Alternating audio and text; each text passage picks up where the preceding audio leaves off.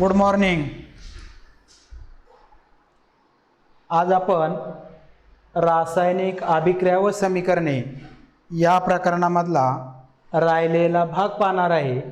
ते पाहण्याच्या अगोदर आपण गेले 2 तासाला रासायनिक अभिक्रिया म्हणजे काय, अभिक्रियाकारके म्हणजे काय, उत्पादिते म्हणजे काय, त्यानंतर रासायनिक अभिक्रियांचे प्रकार किती आहेत व कोणते आहेत, त्यानंतर कोणत्या रासायनिक अभिक्रियेला अपघटन अभिक्रिया म्हणायचं, कोणत्या अभिक्रियेला संयोग अभिक्रिया म्हणायचं, कोणत्या अभिक्रियेला विस्थापन अभिक्रिया म्हणायचं, कोणत्या अभिक्रियेला दुहेरी विस्थापन अभिक्रिया म्हणायचं, त्याच्यानंतर रासायनिक अभिक्रिया होत असताना त्या रासायनिक अभिक्रियांवर परिणाम करणारे कोणकोणते घटक आहेत हे आपण पाठीमागच्या तासाला पाहिलेलं आहे.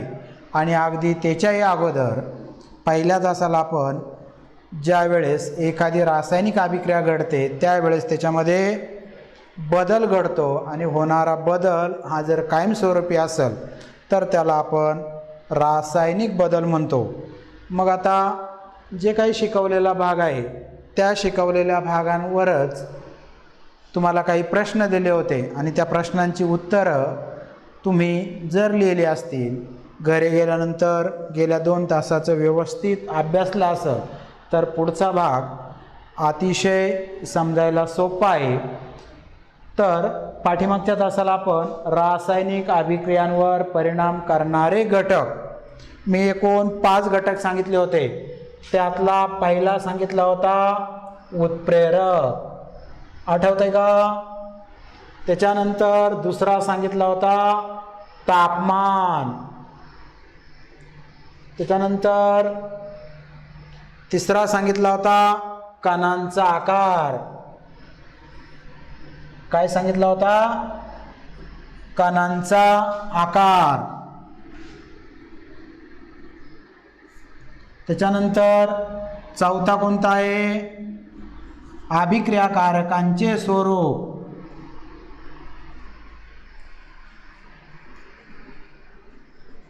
अभिक्रियाकारकांचे स्वरूप. उत्प्रेरक, तापमान, कणांचा आकार, अभिक्रियाकारकांचं स्वरूप आणि आणखी एक सांगितला होता, आठवतंय? आठवत असेल तर सांगा कोणता?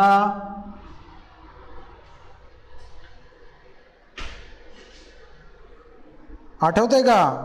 अभिक्रियाकारकांची संहती. अभिक्रियाकारकांची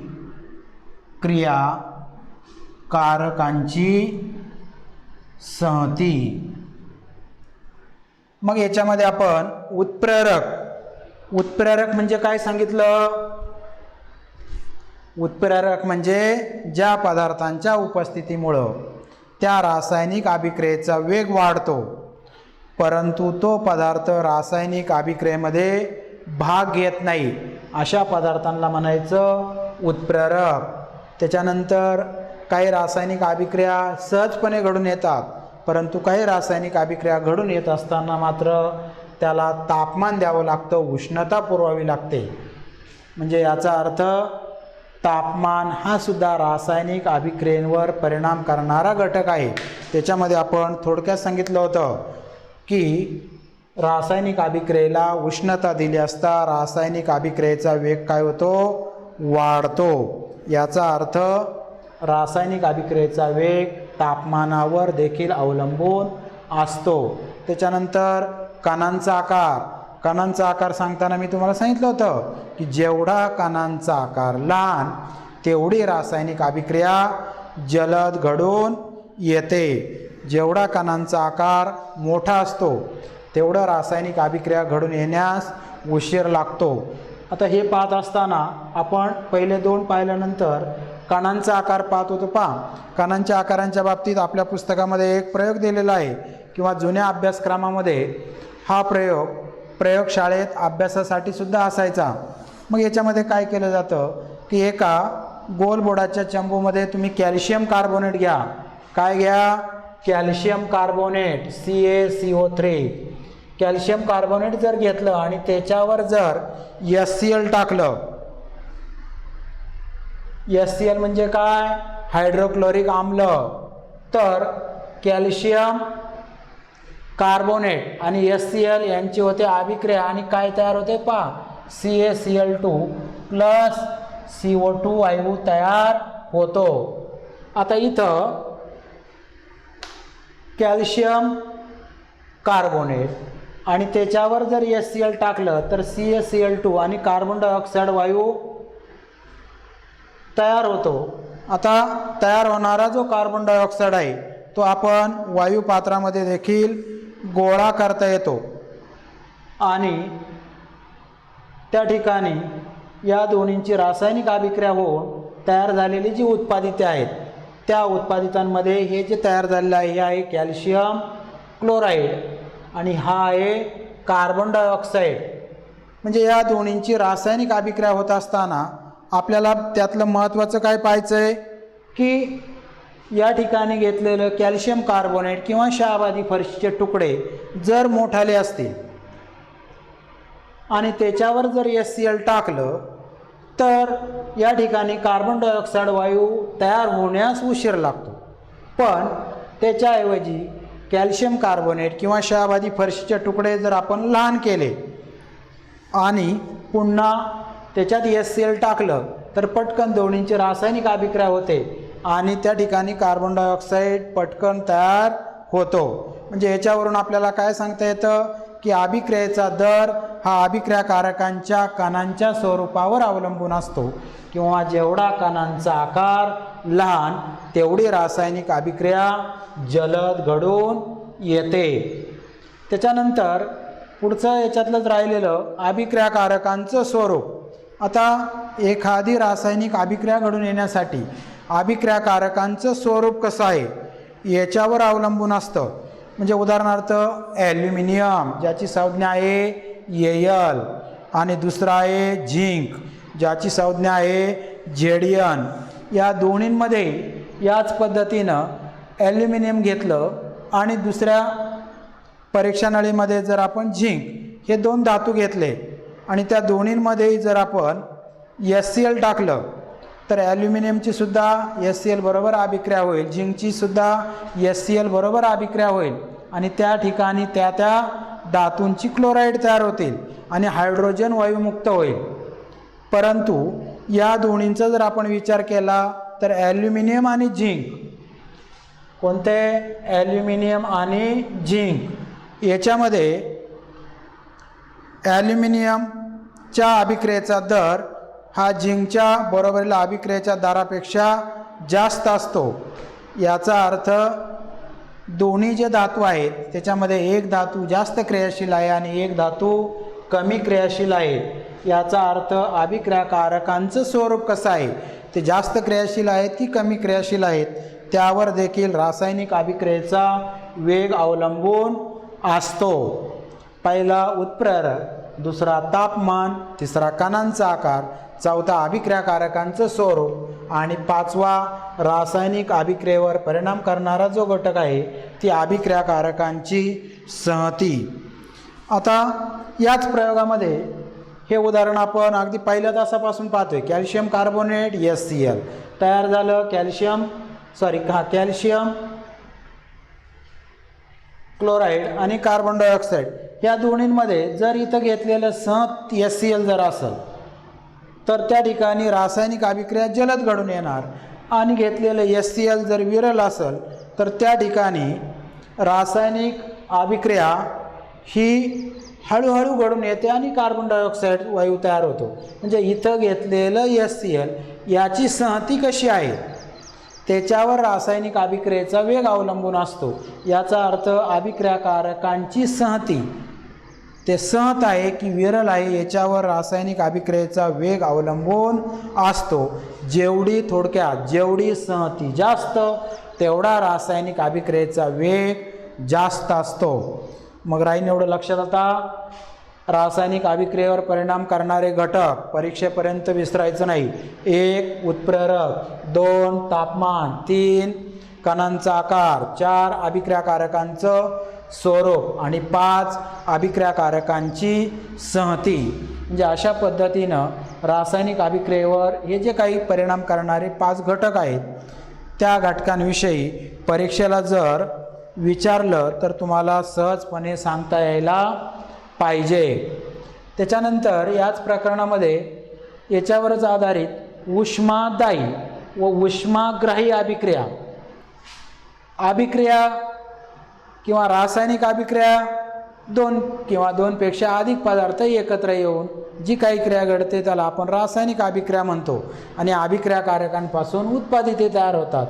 मग उष्मादायी आणि उष्माग्राही अभिक्रिया कशाला म्हणायचं तर बऱ्याचशा ज्या काही अभिक्रिया असतात त्या अभिक्रिया घडून येत असताना किंवा विविध प्रक्रिया घडत असताना त्यांच्यामध्ये काही रासायनिक अभिक्रियांमध्ये उष्णता ग्रहण केली जाते, काहींमध्ये उष्णता बाहेर टाकली जाते।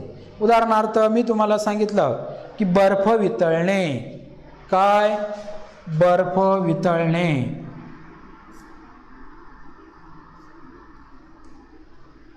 बर्फ कधी वितळतं ज्या वेळेस आपण त्याला एकतर फ्रीजमधून बाहेर घेऊ किंवा असणारं बर्फ उन्हामध्ये ठेवू त्यावेळेस ते बर्फ काय होतं वितळायला लागतं।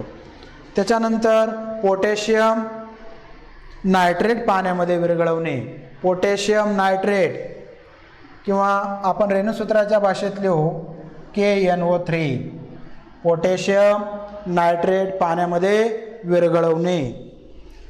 आता पोटॅशियम नायट्रेट पाण्यामध्ये विरघळवलं किंवा आणखी काही उदाहरणं दिलेली आहेत, पाण्यापासून परत बर्फ तयार करणे किंवा सोडियम हायड्रॉक्साईड NaOH पाण्यामध्ये विरघळवणे, म्हणजे बर्फ वितळवणे, पोटॅशियम नायट्रेट पाण्यामध्ये विरघळवणे, त्याच्यानंतर पाण्यापासून परत बर्फ तयार करणे किंवा सोडियम हायड्रॉक्साईड पाण्यामध्ये विरघळवणे। सोडियम हायड्रॉक्साईड रेणुसूत्र लक्षात ठेवायची, सोडियम हायड्रॉक्साईड NaOH। आता हे जे पदार्थ आहेत याच्यामध्ये बर्फ पाण्यामध्ये आपण काय पाहतोय उष्मादायी व उष्माग्राही अभिक्रिया, बर्फ पाण्यामध्ये बर्फ वितळणे, त्याच्यामध्ये बर्फ बाहेर ठेवल्यानंतर ते काय करतं उष्णता शोषून घेतं, त्यानं उष्णता शोषली, याचा अर्थ उष्णता त्याने काय केली ग्रहण केली। आपण म्हणतो सकाळी जेवून आलो किंवा मी अन्न ग्रहण केलंय म्हणजे ग्राही, म्हणजे ज्या रासायनिक अभिक्रियेमध्ये उष्णता ग्रहण केली जाते किंवा ज्या रासायनिक अभिक्रियेमध्ये काय केले जाते उष्णता शोषली जाते त्या रासायनिक अभिक्रियेला म्हणायचं उष्माग्राही अभिक्रिया। म्हणजेच बर्फ वितळणे उष्माग्राही अभिक्रिया आहे। त्याच्यानंतर ज्या रासायनिक अभिक्रियेमध्ये उष्णता बाहेर टाकली जाते तिला म्हणायचं उष्मादायी अभिक्रिया। म्हणजे ज्या रासायनिक अभिक्रियेमध्ये उष्णता काय केली जाते बाहेर टाकली जाते तिला म्हणायचं उष्मादायी अभिक्रिया। उदाहरणार्थ पाठीमागच्या तासाला आपण एक रेणुसूत्र लिहिलं होतं, किती जणांना एक समीकरण आपण लिहिलं होतं, किती जणांना आठवतंय CaO कशाचं रेणुसूत्र आहे कॅल्शियम ऑक्साईड, आणि कॅल्शियम ऑक्साईड काय करायचं कशाचं रेणुसूत्र लिहिलंय मी पाण्याचं। म्हणजे कॅल्शियम ऑक्साईड जर घेतलं आणि ते पाण्यात जर टाकलं तर त्याच्यापासून काय तयार होते Ca कंसात OH कंसाच्या बाहेर 2 आणि त्या ठिकाणी काय होतं उष्णता बाहेर टाकली जाते। म्हणजे कॅल्शियम ऑक्साईड जर पाण्यात टाकलं तर त्या ठिकाणी पटकन कॅल्शियम ऑक्साईड तयार होतं आणि त्या ठिकाणी ते पाणी कॅल्शियम ऑक्साईड आणि पाणी यांची अभिक्रिया झाल्यानंतर तयार होणारं कॅल्शियम ऑक्साईड गरम होतं, म्हणजे त्यानं काय केलं उष्णता शोषली। म्हणजे ज्या रासायनिक अभिक्रियेमध्ये उष्णता शोषली जाते तिला म्हणायचं उष्माग्राही अभिक्रिया, आणि ज्या रासायनिक अभिक्रियेमध्ये उष्णता बाहेर टाकली जाते तिला म्हणायचं उष्मादायी अभिक्रिया। म्हणजे अशा पद्धतीनं ज्या काही अभिक्रिया घडत असतात त्यांच्यामध्ये उष्णता एकतर शोषली जाते किंवा उष्णता एकतर बाहेर टाकली जाते, राहीन हे लक्षात। आणि त्याच्यानंतर याच्यामध्ये आपल्याला आणखी काही भाग अभ्यासासाठी आहे, तो म्हणजे ऑक्सिडीकरण आणि क्षपन. काय? ऑक्सिडीकरण. कधी शब्द ऐकलाय तुम्ही? ऑक्सिडीकरण.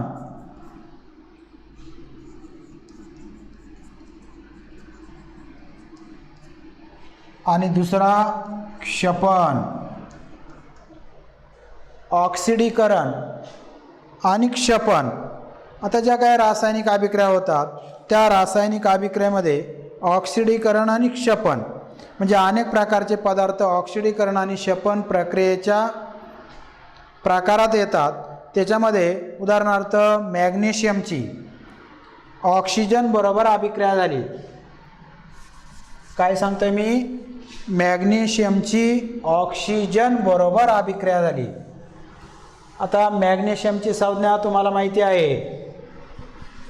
काय मॅग्नेशियमची संज्ञा? Mg. त्याच्यानंतर ऑक्सिजन O2.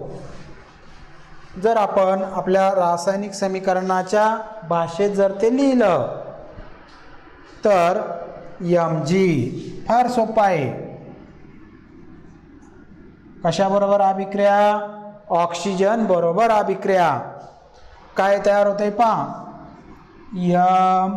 MgO. काय तयार होतंय? MgO.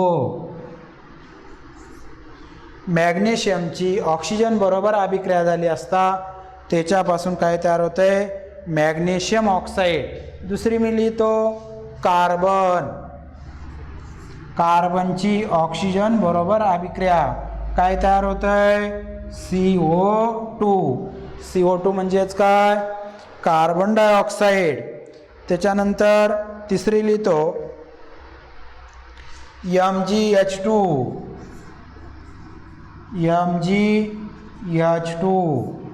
MgH2 जे आहे त्याच्यामध्ये मॅग्नेशियम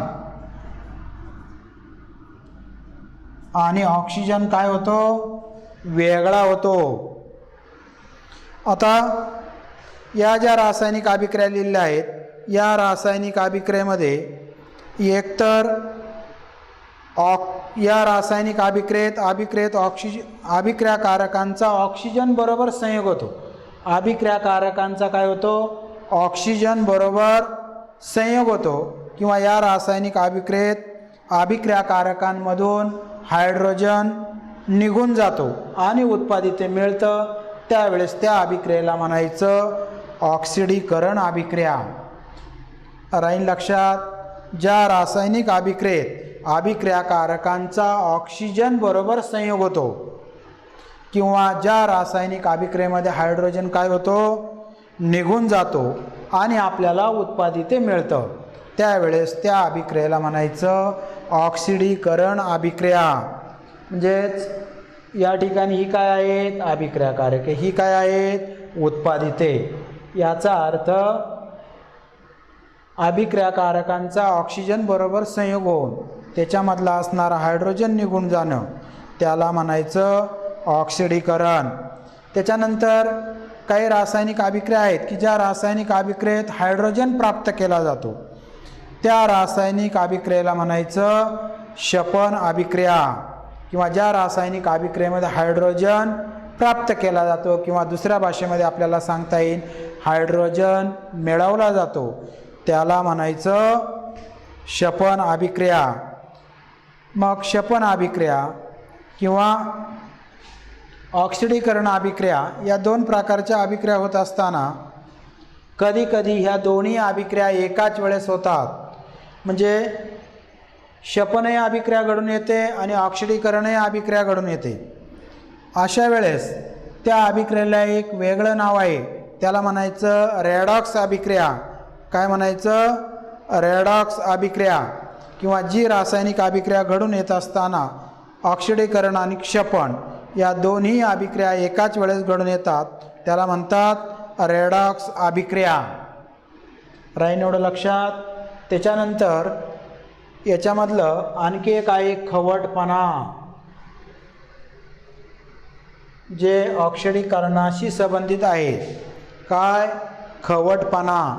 आता दैनंदिन जीवनामध्ये आपण वेगवेगळ्या प्रकारचे पदार्थ खातो की नाही, पण त्याच्यामधले काही पदार्थ जर दीर्घकाळ ठेवले तर नंतर ते खाण्यासाठी काय होतात, अयोग्य बनतात किंवा ठराविक काळानंतर त्यांना एक अवांछनीय बदल होऊन त्याला नकोसा वाटणारा असा वास प्राप्त होतो किंवा ठराविक काळानंतर ते पदार्थ खाण्यासाठी अयोग्य होतात किंवा त्यांच्यामध्ये अवांछनीय बदल होतो आणि ते खाण्यासाठी अयोग्य होतात किंवा जुनं शिल्लक राहिलेले खाद्यपदार्थ जर आपण बराच काळ तसेच ठेवले तर त्यांना विशिष्ट असा वास येतो. त्याच्यानंतर तेलात अन्न शिजवले तर अन्नाची चवही बदलते किंवा जेव्हा तेल किंवा तूप दीर्घकाळ जर ठेवलं किंवा तळलेले पदार्थ जास्त काळ जर ठेवले तर सगळ्यात महत्त्वाचं हवेमुळं त्याचं होतं ऑक्सिडीकरण. काय होतं, ऑक्सिडीकरण.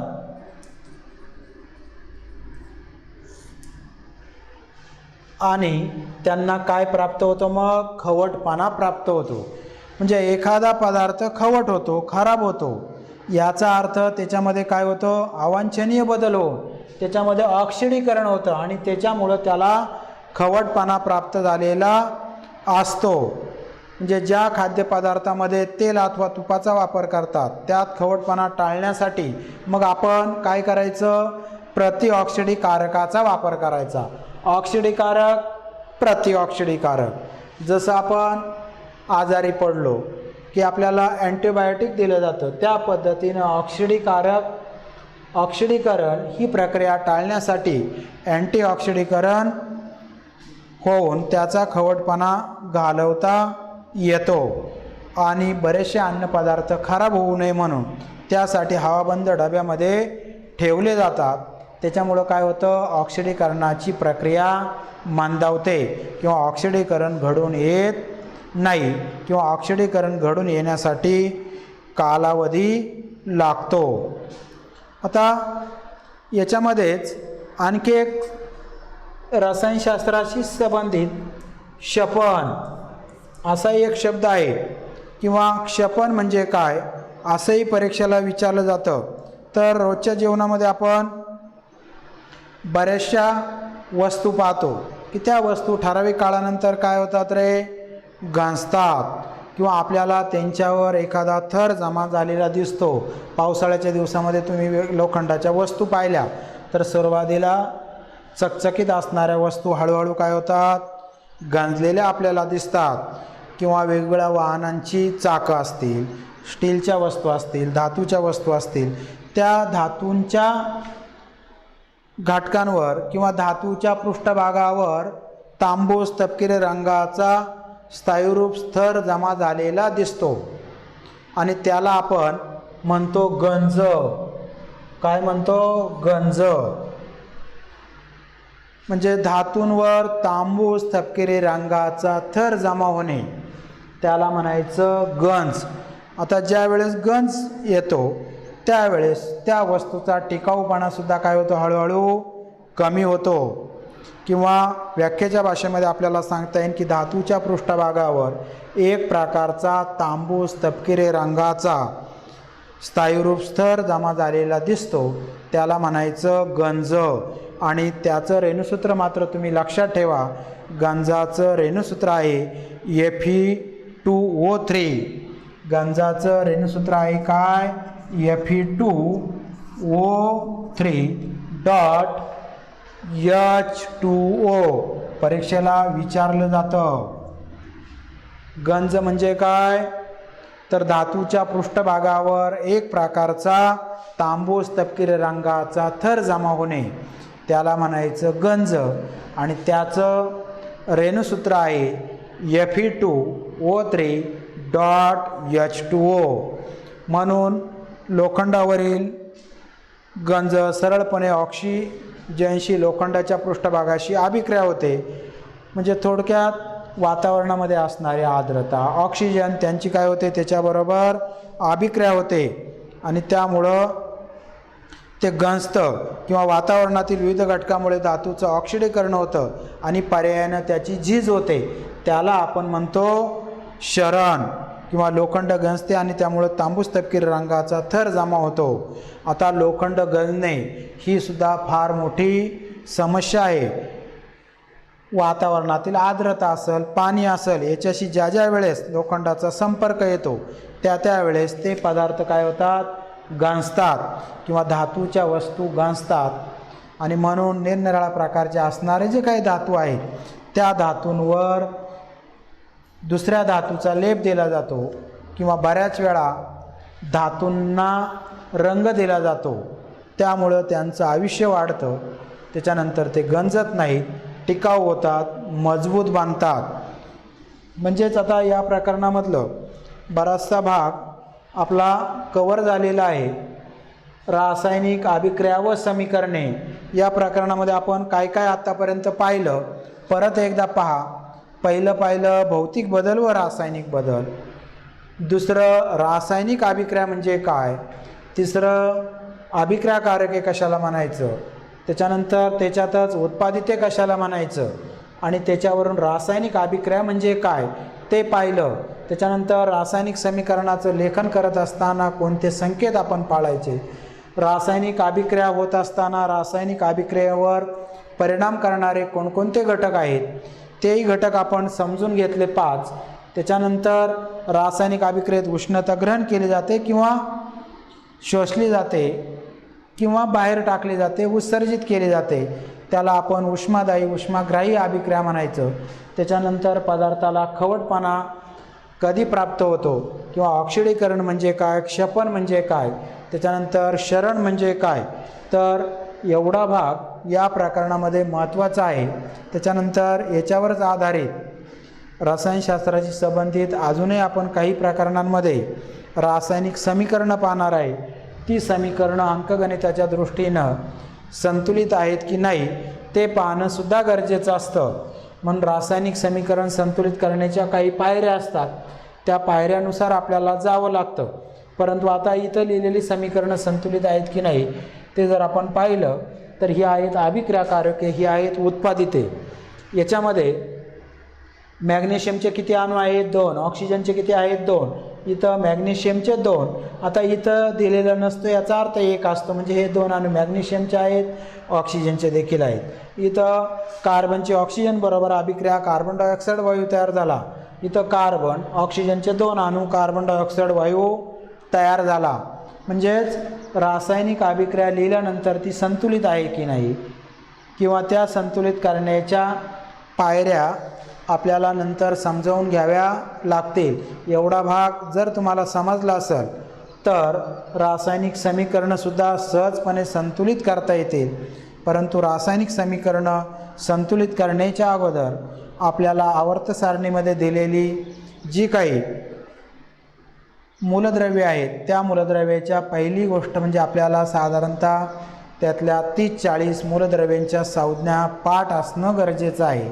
मग आपल्याला त्याच्यावरून पुढची मूलद्रव्याच्या संयोगातून संयुगाची निर्मिती होते.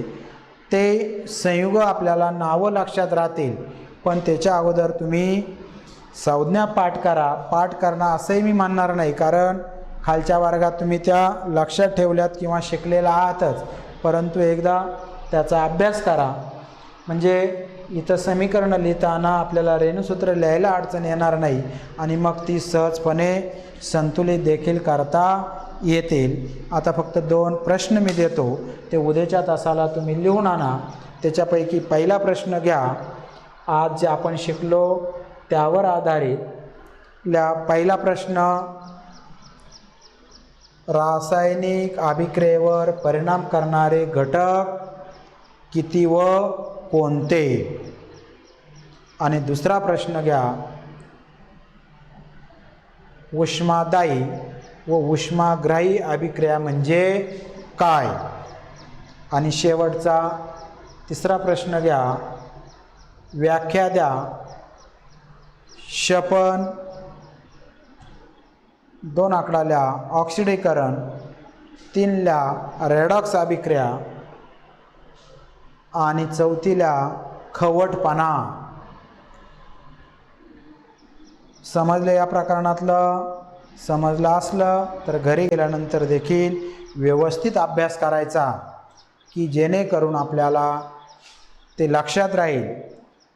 जीवशास्त्र, भौतिकशास्त्र आणि रसायनशास्त्र, त्याच्यापैकी रसायनशास्त्र हा भाग असा आहे की शिकवताना पटकन लक्षात राहतो आणि तेवढाच पटकन देखील विसरतो. आता शिकवलेल्या भागावर आपली जी काही बोर्डाची प्रयोगाची वही आहे त्या प्रयोगाच्या वहीमध्ये आपण प्रयोग लिहित असताना देखील जे काही प्रयोग दिलेले आहेत ते प्रयोग शाळेमध्ये घेतले जातील. त्या पद्धतीने तुम्ही काय करायचं, मग त्या संकल्पना अधिक स्पष्ट करून घ्यायच्या.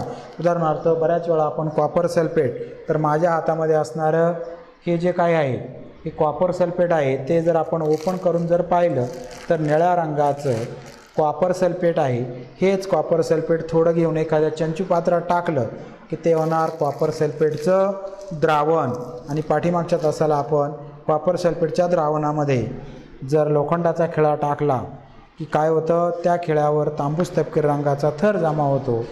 मग आपण म्हणतो की त्या ठिकाणी काय झालं आहे, विस्थापन झालं आहे. जास्त क्रियाशील मूलद्रव्यानं कमी क्रियाशील मूलद्रव्याला काढून टाकलं आहे.